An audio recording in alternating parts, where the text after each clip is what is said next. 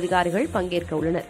தமிழகத்தின் நிலை குறித்து எடுத்துக் கூறுவதோடு காவிரி ஒழுங்காற்றுக் குழு உத்தரவை கர்நாடக அரசு பின்பற்ற உத்தரவிடுமாறு தமிழக அதிகாரிகள் தரப்பில் வலியுறுத்தப்படும் என எதிர்பார்க்கப்படுகிறது.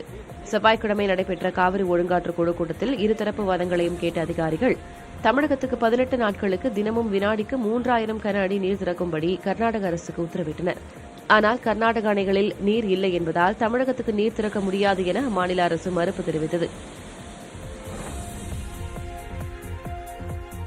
காவிரி நீர் பிரச்சினை தொடர்பான வதந்திகளை பரப்பினால் சட்டப்படி கடுமையான நடவடிக்கை எடுக்கப்படும் என காவல்துறை தலைமை இயக்குநர் சங்கர் ஜிவால் எச்சரிக்கை விடுத்துள்ளார்.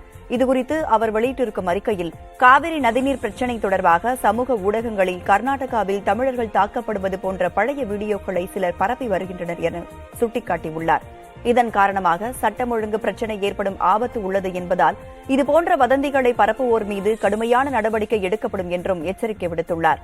மேலும் பொதுமக்கள் விழிப்புடன் இருக்க வேண்டும் என்றும் தவறான தகவல்களை நம்ப வேண்டாம் என்றும் சங்கர் ஜிவால் கேட்டு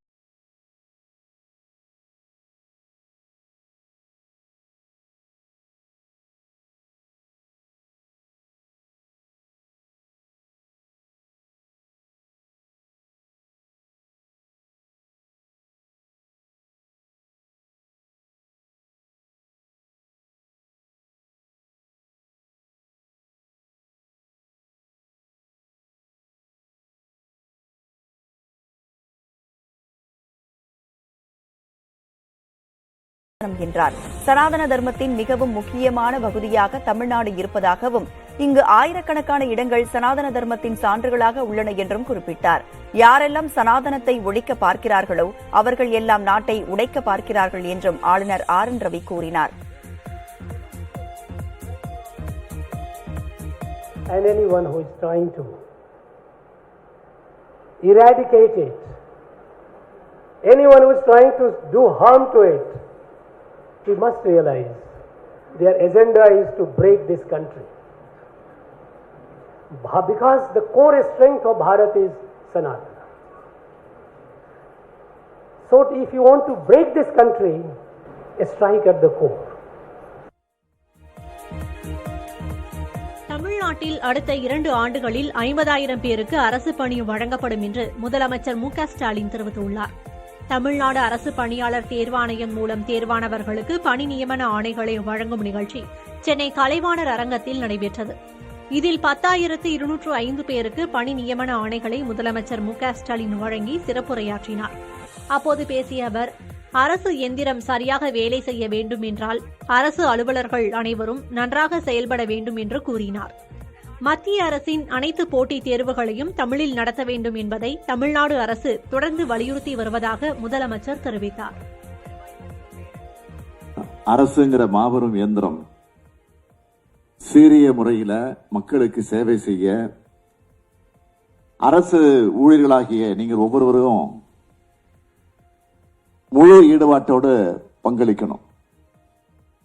அதே போல மக்கள் உங்ககிட்ட கோரிக்கையோட வரும்போதெல்லாம் என்னுடைய இன்னொரு முகமாக, என்னுடைய பிரதிநிதியாக, இந்த அரசாங்கத்துடைய அலுவலராக இருக்கக்கூடிய நீங்க மக்களை எளிமையாக அணுகி அவங்க குறைகளையும் பிரச்சனைகளையும் தீர்த்து வச்சு அரசோட திட்டங்களையும் கொள்கையை அவங்க கிட்ட சேர்த்து பயனடைய செய்யணுங்கிறது தான் என்னுடைய வேண்டுகோள். அதைத்தான் இங்கே கேட்டுக்க விரும்புகிறேன்.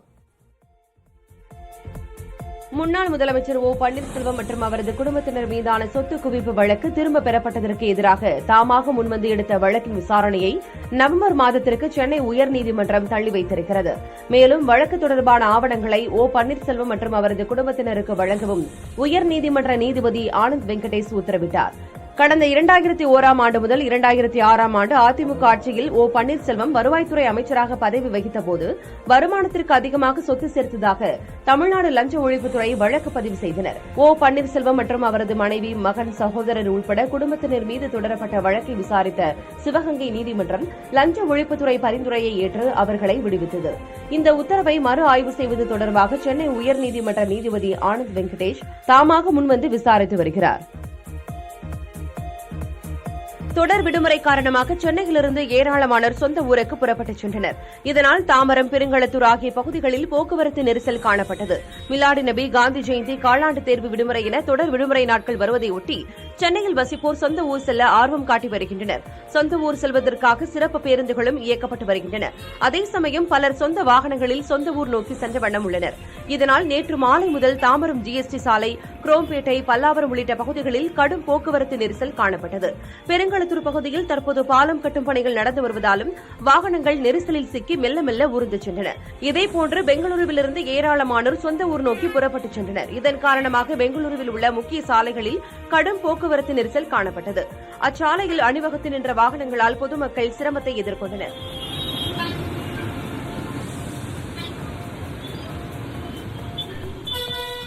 காஞ்சிபுரம் மாவட்டத்தில் ஸ்ரீபெரும்புதூர் தாம்பரம் சாலையில் ஏற்பட்ட கடும் போக்குவரத்து நெரிசல் காரணமாக வாகன ஓட்டிகள் அவதியடைந்தனர்.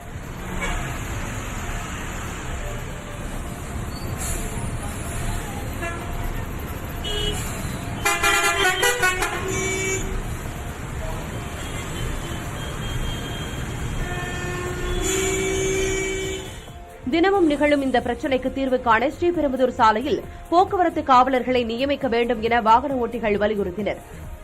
தொழிற்சாலைகள் நிறைந்த ஸ்ரீபெரும்புதூரில் 5 சிப்காட் பூங்காக்கள் உள்ளன. இங்குள்ள தொழிற்சாலைகளுக்கு தினமும் ஆயிரக்கணக்கான கனரக வாகனங்கள் வந்து செல்கின்றன. அந்த வகையில் நேற்று மாலை ஒரே நேரத்தில் 100க்கும் மேற்பட்ட வாகனங்கள் வந்ததால் ஸ்ரீபெரும்புதூரில் கடும் போக்குவரத்து நெரிசல் ஏற்பட்டது. இதன் காரணமாக திருவள்ளூர் சாலை, செங்கல்பட்டு சாலை, தாம்பரம் சாலை என முக்கிய சாலைகளில் வாகனங்கள் நீண்ட வரிசையில் அணிவகுத்து நின்றன.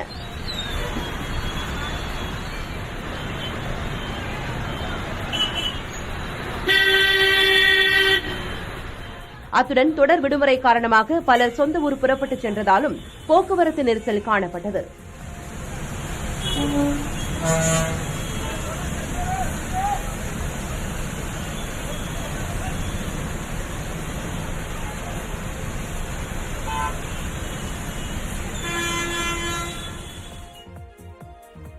மதுரையைச் சேர்ந்த சந்திரா என்பவர் உயர்நீதிமன்ற மதுரை கிளையில் தாக்கல் செய்த மனுவில் ரயில்வே சிபிஎஸ்இ பள்ளியில் பயிலும் தனது மகள் நித்திய மீனாட்சி கைப்பந்து போட்டிகளில் பங்கேற்று வருவதாக தெரிவித்திருந்தார். ஆனால் இந்த ஆண்டுக்கான விளையாட்டுப் போட்டிகளில் தனியார் சிபிஎஸ்இ பள்ளி மாணவர்கள் மட்டும் கலந்து கொள்ள அனுமதிக்கும் வகையில் அறிவிப்பு வெளியாகியுள்ளதாக மனுவில் குறிப்பிட்டு வருகிற 1ஆம் தேதி தொடங்கும் இந்த போட்டிகளில் அரசு சிபிஎஸ்இ பள்ளிகளைச் சேர்ந்த மாணவ மாணவிகளும் பங்கேற்க அனுமதிக்க உத்தரவிட வேண்டும் என கோரியிருந்தார். இந்த வழக்கு நீதிபதி புகழேந்தி முன்பு விசாரணைக்கு வந்தது. அப்போது கடந்த முறை அனுமதித்துவிட்டு இப்போது தனியார் பள்ளி சிபிஎஸ்இ மாணவர்கள் மட்டுமே கலந்து கொள்ள வேண்டும் என மத்திய அரசு கூறுவது தனியார் பள்ளிகளை ஊக்குவிக்கும் விதமாக உள்ளது என நீதிபதி தெரிவித்தார். மத்திய அரசின் கீழ் வரும் சிபிஎஸ்இ பள்ளி மாணவர்களை தனியார் பள்ளி, அரசு ரயில்வே பள்ளி என பாகுபாடு காட்டுவதும் அவர்களை விளையாட்டுப் போட்டிகளில் கலந்து கொள்ள அனுமதி மறுப்பதும் மத்திய அரசின் ஒருதலை பட்சமான செயல்பாட்டை காட்டுவதாகவும் நீதிபதி கூறினார்.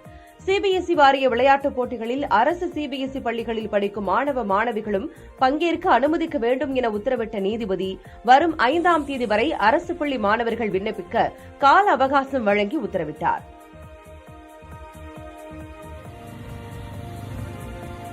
வாணியம்பாடி அருகே சாலை பணிகளுக்காக விதிகளை மீறி பள்ளி மைதானத்தில் தோண்டப்பட்ட பள்ளத்தில் தேங்கிய மழைநீரில் மூழ்கி 2 மாணவிகள் உயிரிழந்த சம்பவத்தில் ஊராட்சி செயலாளர், ஒப்பந்ததாரர், தலைமை ஆசிரியர் உள்ளிட்டோர் மீது வழக்கு பதிவு செய்யப்பட்டுள்ளது. திருப்பத்தூர் மாவட்டம் வாணியம்பாடி அடுத்த சிக்கனாங்குப்பம் பகுதியைச் சேர்ந்த பள்ளி மாணவிகள் ராஜலட்சுமி, மோனிகா ஆகியோர் கடைக்கு சென்றுவிட்டு வீடு திரும்பிக் கொண்டிருந்தனர்.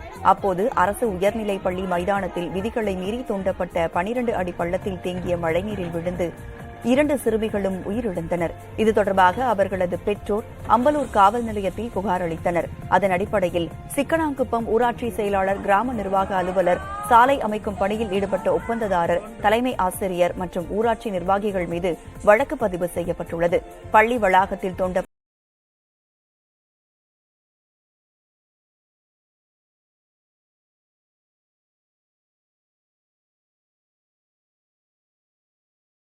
அரியமங்கலத்தில் உடல் உறுப்புகள் தானம் செய்த ஆட்டோ டிரைவருக்கு மாவட்ட ஆட்சித்தலைவர் அரசு மரியாதை செய்தார்.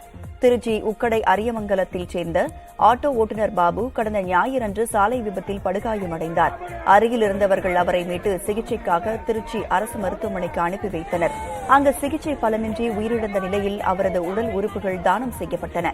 அரசின் அறிவிப்பாணைப்படி உடல் உறுப்பு தானம் செய்த பாபுவுக்கு திருச்சி மாவட்ட ஆட்சியர் பிரதீப்குமார், திருச்சி அரசு தலைமை மருத்துவமனை கண்காணிப்பாளர் அருண்ராஜ், பொன்மலை சரக காவல் உதவி ஆணையர் காமராஜ், அரியமங்கலம் ஆய்வாளர் திருவனந்தம் உள்ளிட்ட அரசு அதிகாரிகள் மலர் வளையம் வைத்து இறுதி மரியாதை செய்தனர். மணிப்பூரை பதற்றம் நிறைந்த மாநிலமாக அறிவித்து அம்மாநில உள்துறை உத்தரவிட்டிருக்கிறது. 2 மாணவர்கள் கொல்லப்பட்டதை தொடர்ந்து ஏற்பட்ட வன்முறையை அடுத்து இந்த நடவடிக்கை எடுக்கப்பட்டிருக்கிறது. உயிரிழந்த மாணவர்களுக்கு நீதி கேட்டு மாணவர்கள் ஏராளமானோர் தெருக்களில் இறங்கி போராட்டத்தில் ஈடுபட்டதுடன் முதலமைச்சர் பிரேம்சிங் இல்லத்தை நோக்கி பேரணி சென்றனர்.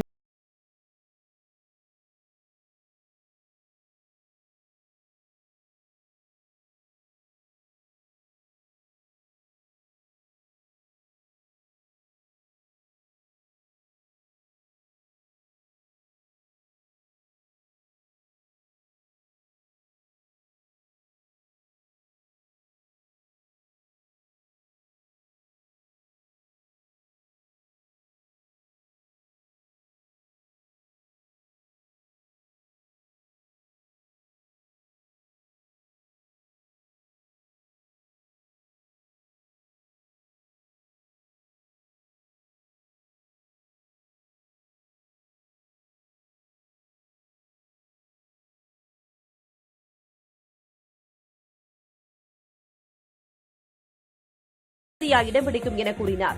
கடந்த 20 ஆண்டுகளைப் போன்று அடுத்து வரும் 20 ஆண்டுகளும் முக்கியமானவை என குறிப்பிட்ட பிரதமர் மோடி, இந்தியாவை வளர்ச்சியடைந்த நாடாக மாற்றப்போவது அடுத்த 20 ஆண்டுகளில்தான் என தெரிவித்தார். இந்தியாவை உலகளாவிய வளர்ச்சி இயந்திரமாக மாற்றுவதே பாரதிய ஜனதா அரசின் நோக்கம் என கூறிய பிரதமர், ஒவ்வொரு பணியும் கேலி, எதிர்ப்பு, ஏற்பு என்ற 3 நிலைகளை கடந்து செல்லும் என சுவாமி விவேகானந்தர் கூறியதை நினைவுபடுத்தினார். இலங்கை செல்லும் வெளிநாட்டு சுற்றுலா பயணிகளின் எண்ணிக்கை அதிகரித்துள்ளது. கொரோனா தொற்று மற்றும் பொருளாதார நெருக்கடி காரணமாக இலங்கைக்கு செல்லும் சுற்றுலா பயணிகளின் எண்ணிக்கை கடந்த சில ஆண்டுகளாக குறைந்திருந்தது. ஆனால் நடப்பாண்டில் மட்டும் சுற்றுலா பயணிகளின் எண்ணிக்கை 10 லட்சத்தை கடந்துள்ளதாக அதிகாரிகள் தெரிவித்துள்ளனர். மேலும் இந்தியாவிலிருந்து இலங்கை செல்லும் பயணிகளின் எண்ணிக்கையும் தொடர்ந்து அதிகரித்து வருகிறது.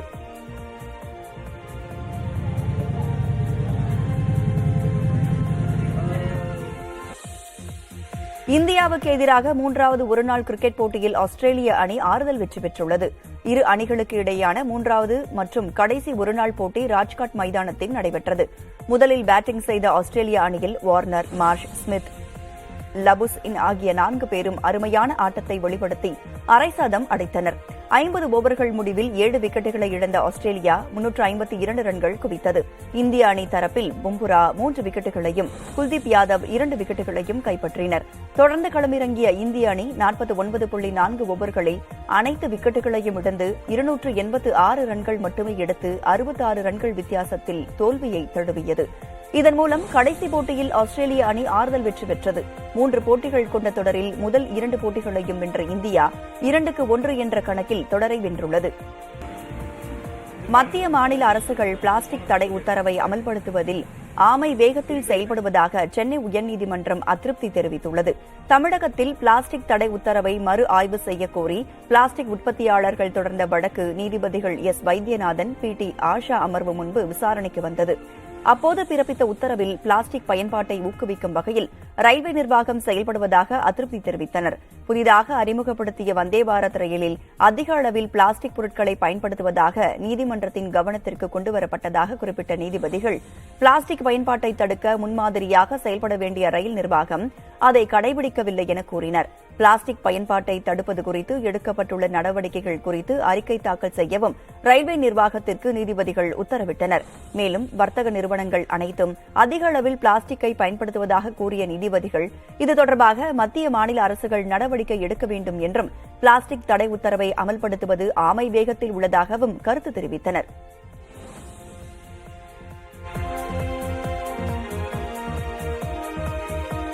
தமிழ்நாடு தலைமை தேர்தல் அதிகாரி சத்யபிரதா சாஹூ வெளியிட்டுள்ள அறிவிப்பில், புகைப்படத்துடன் கூடிய வாக்காளர் பட்டியல் சிறப்பு சுருக்கமுறை திருத்தத்தை இந்திய தேர்தல் ஆணையம் கடந்த மே மாதம் 29ஆம் தேதி அறிவித்ததாக குறிப்பிட்டுள்ளார்.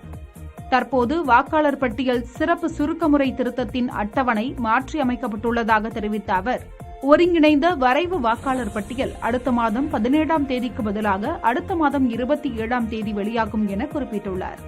அதே நேரத்தில் ஏற்கனவே திட்டமிட்டபடி அடுத்த ஆண்டு ஜனவரி 5ஆம் தேதி இறுதி வாக்காளர் பட்டியல் வெளியாகும் என்றும் தமிழ்நாடு தலைமை தேர்தல் அதிகாரி சத்யபிரதா சாஹூ தெரிவித்துள்ளார். திருச்சியில் ஓய்வு பெற்ற நீதிபதி சி.டி. செல்வம் தலைமையில் 5வது காவல் கமிஷன் கூட்டம் நடைபெற்றது. காவல்துறையினருக்கான குறைகளை நிவர்த்தி செய்தல், காவல்துறையினரின் செயல்பாடுகளை மேம்படுத்துவது, பொதுமக்கள் காவல்துறை நட்புறவோடு இணைந்து செயல்படுவது குறித்து ஆலோசிக்கப்பட்டது.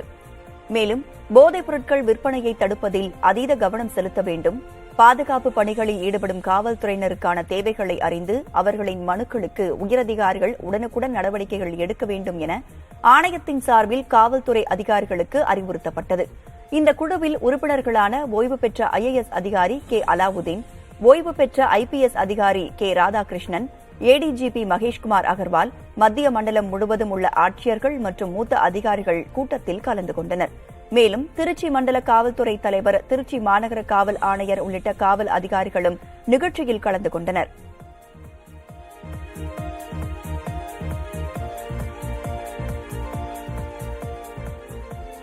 அதிமுகவின் அமைப்பு மாவட்டங்கள் 75 இருந்து 82ஆக உயர்த்தப்பட்டு புதிய மாவட்ட செயலாளர்கள் நியமனம் செய்யப்பட்டுள்ளனர். அதிமுக பொதுச் செயலாளர் எடப்பாடி பழனிசாமி வெளியிட்டுள்ள அறிக்கையில், கட்சியின் அமைப்பு மாவட்டங்கள் 75 இருந்து 82ஆக அதிகரிக்கப்பட்டுள்ளதாக தெரிவிக்கப்பட்டுள்ளது. அதன்படி கன்னியாகுமரி அதிமுக கிழக்கு மாவட்ட செயலாளராக முன்னாள் அமைச்சர் தளவாய் சுந்தரம் நியமனம் செய்யப்பட்டுள்ளார். இதேபோல் திருச்சி மாநகர் மாவட்ட செயலாளராக ஸ்ரீனிவாசன் என்பவரும், பெரம்பலூர் மாவட்ட செயலாளராக இளம்பை தமிழ்ச்செல்வன் என்பவரும் நியமனம் செய்யப்பட்டுள்ளனர். திருவண்ணாமலை அதிமுக மத்திய மாவட்ட செயலாளர் பொறுப்பு பெண் நிர்வாகிக்கு வழங்கப்பட்டுள்ளது. முன்னாள் சட்டமன்ற உறுப்பினரான ஜெயசுதா அம்மாவட்ட செயலாளராக நியமிக்கப்பட்டுள்ளார். திருவண்ணாமலை அதிமுக கிழக்கு மாவட்ட செயலாளராக முன்னாள் அமைச்சர் ராமச்சந்திரன், வடக்கு மாவட்ட செயலாளராக மோகன், தெற்கு மாவட்ட செயலாளராக முன்னாள் அமைச்சர் அக்ரி கிருஷ்ணமூர்த்தி ஆகியோரை கட்சி தலைமை நியமித்துள்ளது. ராணிப்பேட்டை, தஞ்சாவூர், தேனி, நெல்லை ஆகியவற்றுக்கும் புதிய அதிமுக மாவட்ட செயலாளர்கள் நியமிக்கப்பட்டுள்ளனர். இதேபோல் தகவல் தொழில்நுட்ப பிரிவுக்கும் புதிய நிர்வாகிகள் நியமனம் செய்யப்பட்டுள்ளனர். அதன் தலைவராக சிங்கை ஜி. ராமச்சந்திரன் நியமிக்கப்பட்டுள்ளார்.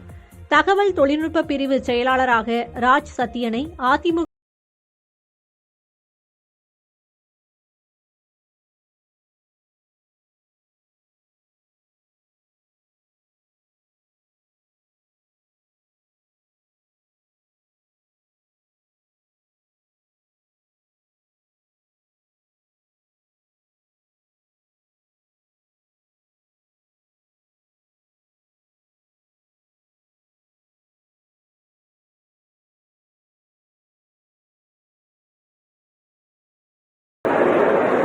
நீங்க ஐயா ரஜினிகாந்த் பாட்டு ஜெயிலர் படத்து பாட்டு வெளியிட்டு விழாவில் உரிய பாதுகாப்பு உங்களால் கொடுக்க முடியல. அப்ப ஏன் தம்பி விஜய்க்கு உங்களால் கொடுக்க முடியல? நிகழ்ச்சியை ஏன் ரத்து பண்ண வைக்கிறீங்க? நீங்க ரத்து பண்றீங்க, ஏன் நெருக்கடி கொடுக்குறீங்க? உரிய பாதுகாப்பு கொடுக்கறதுக்கு தான் காவல்துறை இருக்கு. நீங்க நடத்துங்க அப்படின்னு. நீங்க நடத்தவே கூடாது. எங்களால பாதுகாப்பு கொடுக்க முடியலன்னா பகிரங்க அறிவிப்பு கொடுங்க, மன்னிப்பு கேளுங்க. சாரி, எங்களால முடியலங்க, மன்னிச்சுக்கிறீங்க, எங்களால பாதுகாப்பு கொடுக்க முடியலன்னா அந்த கையாளாகதான இருக்குல்ல, இந்த இயலாமை இருக்க, அதை ஒத்துக்கிறீங்க. இப்போ நாங்கெல்லாம் எங்க காவல்துறையிட்ட பாதுகாப்பே கேட்கறது, நிம்மதிதான் கேட்கிறோம். ஏன்னா நாங்க தான் நாட்டுக்கே பாதுகாப்பு. எங்களுக்கு இவங்க வந்து பாதுகாக்க போறாங்க? காவல்துறைக்கே நாங்க தான் பாதுகாப்பு. இதெல்லாம் கொடுமை இல்லையா? இந்த செயல் ரொம்ப அருவருக்கத்தக்கது. நான் இதை ரொம்ப வன்மையா கண்டிக்கிறேன். நீங்க அவர் பாட்டுக்கு வெளியிட்டு போறாரு. இது எது காரணம்? அவர் அரசியலுக்கு வர போறாருன்னு தெரியுது, அவருக்கு நெருக்கடி கொடுக்குறீங்க. நீங்க எவ்வளவு அழுத்தினாலும் இந்த பக்கம் அழுத்தினீங்கன்னா பந்து அந்த பக்கம் பிச்சுக்கிட்டு வரும், அங்க அழுத்தினா இந்த பக்கம் பிச்சுக்கிட்டு வரும். பந்து மேல வரணும்னு முடிவு பண்ணிருச்சு, அது எத்தனை பேர் அமுக்குனாலும் வரும். நெல்லை மாவட்டம் நாங்குநேரி அருகே அரசு பள்ளி தலைமை ஆசிரியரை தாக்கி பெண் ஆசிரியை ஒருவர் தகராறில் ஈடுபட்டார். தளபதி சமுத்திரம் பகுதியில் இயங்கி வரும் அரசு பள்ளியில் வேதியியல் ஆசிரியையாக பணியாற்றி வரும் ஸ்டெல்லா ஜெயசெல்வி என்பவர் பள்ளியில்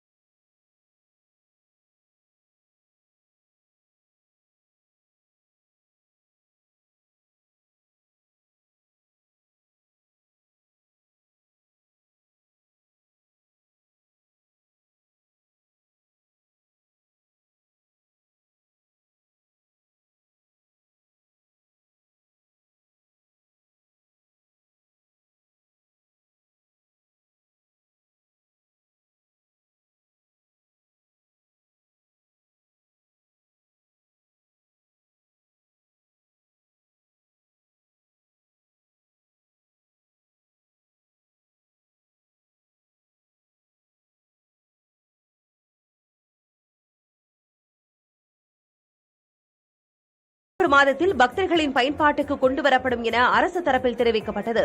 திருச்செந்தூர் சுவாமி கோயில் தீர்த்த கிணற்றை கோயில் நிர்வாகம் கழிவுநீர் தொட்டியாக பயன்படுத்துவதை தடுத்து தீர்த்த கிணற்றை பயன்பாட்டுக்கு கொண்டுவர உத்தரவிடக் கோரி உயர்நீதிமன்ற மதுரை கிளையில் மனு தாக்கல் செய்யப்பட்டது. இந்த மனு நீதிபதிகள் எஸ். சுந்தர், பரத சக்கரவர்த்தி ஆகியோர் முன்பு விசாரணைக்கு வந்தது. அப்போது அரசு தரப்பில் ஆஜரான வழக்கறிஞர் தீர்த்த கிணற்றை சீரமைக்கும் பணி நடைபெற்று வருவதாகவும் 3 மாதத்தில் பணிகள் நிறைவடைந்து பக்தர்களின் பயன்பாட்டிற்கு கொண்டுவரப்படும் எனவும் தெரிவித்தார்.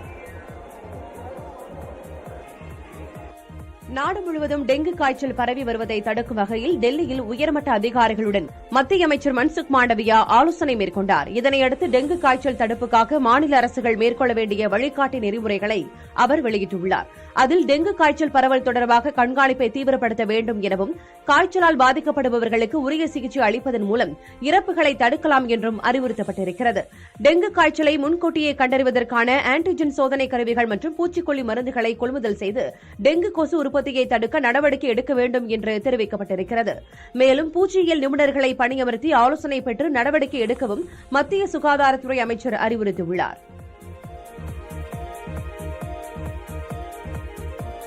வாலி படத்தின் இந்தி உரிமை தொடர்பான வழக்கில் இயக்குநரும் நடிகருமான எஸ். ஜே. சூர்யா சென்னை உயர்நீதிமன்ற வளாகத்தில் உள்ள மாஸ்டர் நீதிமன்றத்தில் ஆஜராகி சாட்சியம் அளித்தார். திரைப்பட இயக்குநரும் நடிகருமான எஸ். ஜே. சூர்யா இயக்கத்தில் நடிகர் அஜித், சிம்ரன் நடிப்பில் 1999ஆம் ஆண்டு வெளியான வாலி திரைப்படத்தின் இந்தி உரிமையை போனி கபூர் பெற்றுள்ளார். இதை எதிர்த்து எஸ். ஜே. சூர்யா உயர்நீதிமன்றத்தில் மனு தாக்கல் செய்திருந்தார். மனுவை விசாரணை செய்த உயர்நீதிமன்றம் கதை எழுதியவருக்கே சொந்தம் என்பதற்கான எந்த ஆவணங்களையும் எஸ். ஜே. சூர்யா வழங்கவில்லை என்றும், படத்தின் காப்புரிமை தயாரிப்பாளருக்கே சொந்தம் என கூறி படத்தின் ஹிந்தி ரீமேக்கை தொடங்க இடைக்கால அனுமதி வழங்கியது. சென்னை உயர்நீதிமன்றத்தில் நிலுவையில் உள்ள பிரதான வழக்கு தொடர்பாக 4வது மாஸ்டர் கோர்ட் நீதிபதி கிங்ஸ்லி கிறிஸ்டபர் முன் நேரில் ஆஜராகி இயக்குநர் எஸ். ஜே. சூர்யா சுமார் 2.5 மணி நேரம் சாட்சியம் அளித்தார். குறுக்கு விசாரணை முடிவடையாததால் வழக்கு அடுத்த வாரத்திற்கு ஒத்திவைக்கப்பட்டது.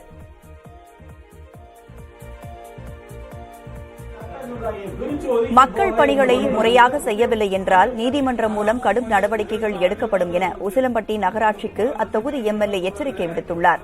நீதிமன்றத்தை நாடி மக்களுக்கான திட்டப் பணிகளை தாமே முன்வந்து செய்ய உள்ளதாகவும் அவர் கூறியுள்ளார். மதுரை மாவட்டம் உசிலம்பட்டி நகராட்சியில் நகர்மன்ற கூட்டம் நகர்மன்ற தலைவர் சகுந்தலா தலைமையில் நடைபெற்றது. அப்போது வார்டு பணிகள் மற்றும் மக்களுக்கான திட்டங்கள் குறித்து உறுப்பினர்கள் நகராட்சி நிர்வாகத்திடம் கேள்விகளை எழுப்பினர். பலமுறை கோரிக்கை விடுத்தும் அவை செயல்படுத்தப்படவில்லை என்றும், மக்களுக்கு இது தொடர்பாக பதில் கூற முடிவதில்லை என்றும் அவர்கள் முறையிட்டனர்.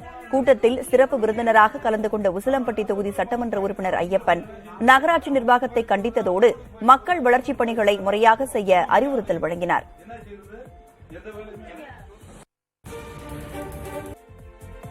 நபிகள் நாயகத்தின் பிறந்த நாளை மகிழ்ச்சி நிறைந்த உள்ளத்தோடு கொண்டாடும் இஸ்லாமிய மக்களுக்கு முதலமைச்சர் மு.க.ஸ்டாலின் மிலாது நபி வாழ்த்துக்களை தெரிவித்திருக்கிறார். முதலமைச்சர் வெளியிட்டுள்ள வாழ்த்துச் செய்தியில், மிலாது நபி நன்னாளில் ஏழை எளியவர்களுக்கு உணவளியுங்கள் என்ற மகத்தான மனிதநேயத்திற்கு சொந்தமான நபிகள் நாயகத்தின் போதனைகள், அறிவுரைகள், வழிகாட்டுதல்களை கடைபிடிப்பதோடு பொன்போல் போற்றி பாதுகாத்திட வேண்டும் என தெரிவித்துள்ளார். நபிகள் நாயகத்தின் பிறந்த நாளை இஸ்லாமியர்கள் மகிழ்ச்சியோடு கொண்டாட வேண்டும் என்பதால் அரசு விடுமுறை அறிவித்தது திமுக அரசு என்று பெருமிதம் தெரிவித்துள்ள முதலமைச்சர், சிறுபான்மையினர் நலனுக்காக தொடர்ந்து திமுக அரசு உழைத்து வருவதாகவும் குறிப்பிட்டுள்ளார். நபிகளாரின் நல்ல போதனைகளில் இருந்து வெளிவாமல் வாழ்ந்து வரும் இஸ்லாமிய மக்களுக்கு தனது உளமார்ந்த மிலாது நபி வாழ்த்துகள் என முதலமைச்சர் மு.க.ஸ்டாலின் கூறியுள்ளார். மிலாடு நபி விழாவையொட்டி புதுச்சேரி துணைநிலை ஆளுநர் தமிழிசை மற்றும் முதல்வர் ரங்கசாமி வாழ்த்துக்களை தெரிவித்துள்ளனர். தமிழிசை சவுந்தரராஜன் வெளியிட்டுள்ள வாழ்த்துச் செய்தியில், நபிகள் நாயகம் பிறந்த நாளில் அவரது போதனைகள், சிறந்த அறிவுரைகள், வழிகாட்டுதல்களை ஏற்று மனிதநேயம் நிறைந்த வாழ்க்கையை வாழ்ந்திட உறுதியேற்போம் என தெரிவித்துள்ளார். ரங்கசாமி வெளியிட்டுள்ள வாழ்த்துச் செய்தியில், அல்லாவின் ஆசீர்வாதங்களை பெற்ற நபியின் போதனைகள் இதயத்தை ஒளிரச் செய்து மகிழ்ச்சி, சமாதானம், நல்ல ஆரோக்கியம் மற்றும் வெற்றி வழங்கட்டும் என கூறியுள்ளார். இதேபோன்று மிலாடி நபியை ஒட்டி இஸ்லாமியர்களுக்கு பல்வேறு அரசியல் கட்சியினர் வாழ்த்துக்களை தெரிவித்து வருகின்றனர்.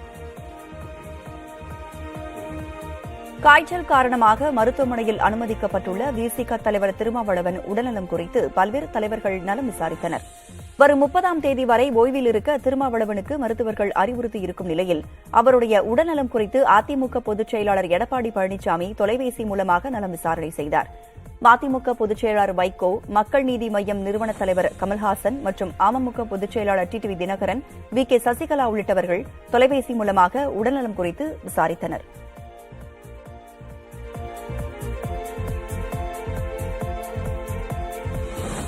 தேனி மாவட்டம் கைலாசப்பட்டி கோவில் பூசாரி தற்கொலை வழக்கில் முன்னாள் முதலமைச்சர் OPS தம்பி ராஜா திண்டுக்கல் நீதிமன்றத்தில் ஆஜரானார். கடந்த 2012ஆம் ஆண்டு பூசாரி நாகமுத்து தற்கொலை செய்து கொண்ட நிலையில் அவரை தற்கொலைக்கு தூண்டியதாக கூறி அப்போதைய பெரியகுளம் நகராட்சி தலைவர் ராஜா உட்பட 7 பேர் மீது காவல்துறையினர் வழக்கு பதிவு செய்தனர். திண்டுக்கல் மாவட்ட பட்டியல் வகுப்பினர் மற்றும் பழங்குடியினர் சிறப்பு அமர்வு நீதிமன்றத்தில் நடைபெறும் இந்த வழக்கில் ராஜா உட்பட 6 பேர் நீதிமன்றத்தில் ஆஜராகினர். இதனையடுத்து பொறுப்பு நீதிபதி வழக்கை அடுத்த மாதம் 5ஆம் தேதிக்கு தள்ளி வைத்தார்.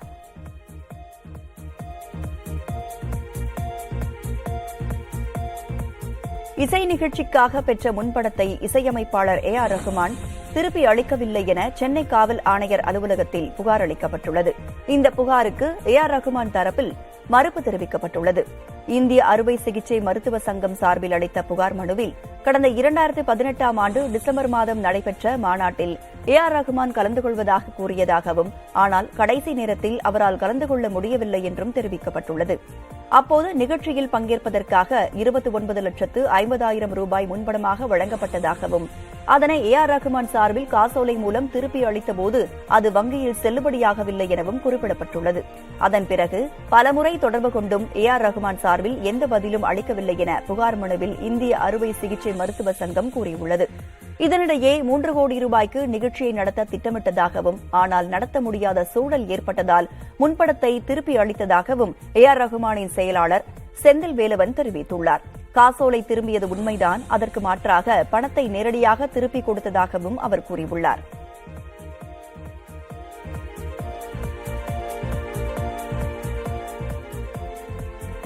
வங்கிக் கணக்கு முடக்கத்தை எதிர்த்து பாஜக நிர்வாகியும் நடிகருமான RK சுரேஷ் தொடர்ந்த வழக்கில் தமிழ்நாடு முதலீட்டாளர்கள் பாதுகாப்பு சட்ட வழக்குக்கான சிறப்பு நீதிமன்றத்தை நாட உயர்நீதிமன்றம் உத்தரவிட்டுள்ளது. ஆருத்ரா மோசடி வழக்கில் சிக்கியுள்ள RK சுரேஷின் வங்கிக் கணக்கு முடக்கப்பட்டுள்ளது. இதன் காரணமாக மிகுந்த சிரமத்திற்கு உள்ளாகியுள்ளதால் வங்கிக் கணக்கு முடக்கத்தை எதிர்த்து சென்னை உயர்நீதிமன்றத்தில் மனு தாக்கல் செய்திருந்தார். இந்த வழக்கு நீதிபதி ஆனந்த் வெங்கடேஷ் அமர்வு முன்பு விசாரணைக்கு வந்தபோது வங்கிக் கணக்கு முடக்கம் தொடர்பான ஆவணங்கள் தமிழ்நாடு முதலீட்டாளர்கள் பாதுகாப்பு சட்ட சிறப்பு நீதிமன்றத்தில் தாக்கல் செய்யப்பட்டதாக காவல்துறை தரப்பில் தெரிவிக்கப்பட்டுள்ளது. இதனையடுத்து சிறப்பு நீதிமன்றத்தை நாடுமாறு RK சுரேஷுக்கு நீதிபதி உத்தரவிட்டார்.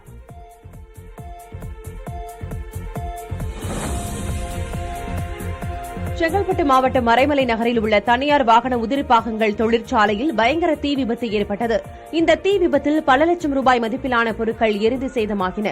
சுமார் 2000க்கும் மேற்பட்ட தொழிலாளர்கள் பணியாற்றி வரும் தனியார் வாகன உதிரிப்பாகங்கள் தயாரிக்கும் தொழிற்சாலையில் திடீரென தீ விபத்து ஏற்பட்டது. இதையடுத்து தொழிற்சாலையில் இருந்த தொழிலாளர்கள் அனைவரும் பாதுகாப்பாக வெளியேற்றப்பட்டனர். கொழுந்துவிட்டு தீ எரிந்ததால் அந்த பகுதி முழுவதும் கரும்புகைகள் சூழ்ந்து காணப்பட்டது. 5க்கும் மேற்பட்ட வாகனங்களில் வந்த தீயணைப்பு வீரர்கள் நீண்ட நேரம் போராடி தீயை கட்டுக்குள் கொண்டு வந்தனர். தீ விபத்தில் பல லட்சம் ரூபாய் மதிப்பிலான பொருட்கள் சேதமடைந்த நிலையில் தீ விபத்துக்கான காரணம் குறித்து காவல்துறையினர் விசாரணை மேற்கொண்டு வருகின்றனர். கிருஷ்ணகிரி அரசு மருத்துவக் கல்லூரி மருத்துவமனையில் சுயநினைவு இன்றி இதய செயலிழப்புடன் அனுமதிக்கப்பட்ட கர்ப்பிணிக்கு மருத்துவர்கள் வெற்றிகரமாக மகப்பேறு அறுவை சிகிச்சையை மேற்கொண்டனர். தேவகானப்பள்ளி கிராமத்தைச் சேர்ந்த சபீரா என்ற கர்ப்பிணி இதய செயலிழப்புடன் உயர் ரத்த அழுத்தம் உள்ளிட்ட பாதிப்புகளுடன் ஆபத்தான நிலையில் மருத்துவமனையில் அனுமதிக்கப்பட்டுள்ளார்.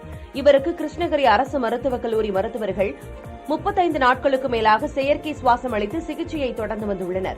இந்நிலையில் வெற்றிகரமாக மேற்கொள்ளப்பட்ட மகப்பேறு அறுவை சிகிச்சையால் அப்பெண்ணுக்கு ஆண் குழந்தை நலமுடன் பிறந்தது. டெலிவரிக்காக இங்கே வந்தேன். எல்லார் மாதிரி தான் நார்மல் டெலிவரி தான் எக்ஸ்பெக்ட் பண்ணி தான் வந்தேன். இங்கே நான் நினைக்காததெல்லாம் நடந்துருச்சு.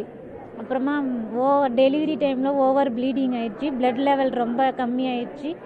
அப்புறம் உயிர் காப்பாற்ற முடியாதுன்னு டாக்டர் எல்லாம் சொல்லிட்டாங்க. சொன்னனால நாங்கள் எக்ஸ்பெக்ட் பண்ணாததெல்லாம் வந்தனால எங்களுக்கு ரொம்ப கஷ்டமாயிடுச்சு. அப்புறமா டாக்டர் ரொம்ப கஷ்டப்பட்டு காப்பாற்றினாங்க. காஞ்சிபுரம் மாவட்டம் களக்காட்டூர் ஊராட்சிக்குட்பட்ட குருவிமலை அரசினர் நன்னீர் பள்ளி வாயிலில் மழைநீர் தேங்கி நிற்பதால் அதை கடந்து செல்ல பள்ளி மாணவ மாணவிகள் பெரும் சிரமத்திற்கு ஆளாகி வருகிறார்கள். ஒரு சிலர் கால் இடறி சேற்று நீரில் தவறிவிடும் நிகழ்வுகளும் அரங்கேறி வருகின்றன. உடை மாற்றாமலும் நனைந்த புத்தக பையுடன் பள்ளிக்கு செல்ல வேண்டிய சூழல் ஏற்பட்டுள்ளது. இதுகுறித்து களக்காட்டூர் ஊராட்சி மன்ற தலைவரை கேட்டதற்கு இந்த சாலை ஊராட்சி நிர்வாகத்திடம் ஒப்படைக்காததால் அங்கு எந்த பணிகளையும் மேற்கொள்ள முடியவில்லை என தெரிவித்தார்.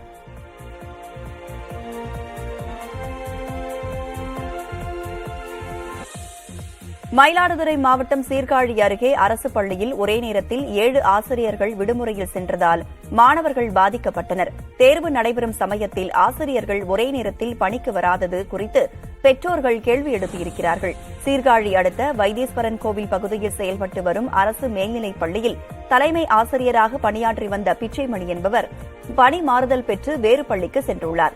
அவரை வழி அனுப்பி வைப்பதற்காக 7 ஆசிரியர்கள் அவருடன் சென்றிருக்கிறார்கள்.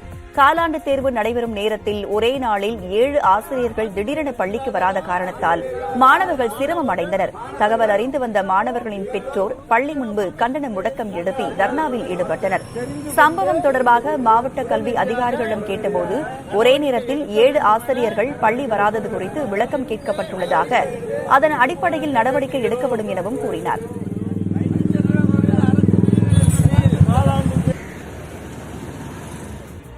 கடலூர் மாநகராட்சி துணை மேயர் மீது நம்பிக்கையில்லா தீர்மானம் கொண்டுவர 21 கவுன்சிலர்கள் மேயரிடம் கடிதம் கொடுத்துள்ளனர். கடலூர் மாநகராட்சி மேயராக திமுகவைச் சேர்ந்த சுந்தரியும், துணை மேயராக விடுதலை சிறுத்தைகள் கட்சியைச் சேர்ந்த தாமரை செல்வனும் உள்ளனர். மேயர் சாதி பாகுபாடு பார்த்து செயல்படுகிறார் என்பது உட்பட பல குற்றச்சாட்டுகளை பொதுவெளியில் துணை மேயர் முன்வைத்தார். இந்நிலையில் கவுன்சிலர்கள் துணை மேயருக்கு எதிராக கடிதத்தை கொடுத்துள்ளனர். ஒரு ஜாதி மதம் பேதமின்றி ஒருதலை பட்சமாகவும் செயல்படாம நியாயமான முறையில் செயல்பட்டு இருக்கும் மேயர் அவர்களுக்கு களங்கம் வைக்கல. துணை மேயர் இந்த மாதிரி ஒரு சம்பவம் பண்ணிட்டு இருக்கிறாரு. மேயர் சொல்லணும்னா ரொம்ப குட் அவங்க. ஏன்னா அவங்க எந்த ஒரு சாதி மதம் எதுவுமே பார்க்காம தான் எல்லாருக்குமே ஒத்துமையா எல்லா வார்டுக்குமே நிறைய ஒர்க்லாம் கொடுத்து செய்யறாங்க. தான் ஒரு பட்டியலினத்தவர் என்ற காரணத்தினால் தனக்கு கிடைக்க வேண்டிய சலுகைகளை தர மறுப்பதோடு தனக்கு எதிராக வலுக்கட்டாயமாக கவுன்சிலர்களிடம் புகார் பெறப்படுவதாக துணை மேயர் தாமரை செல்வன் குற்றம் சாட்டினார்.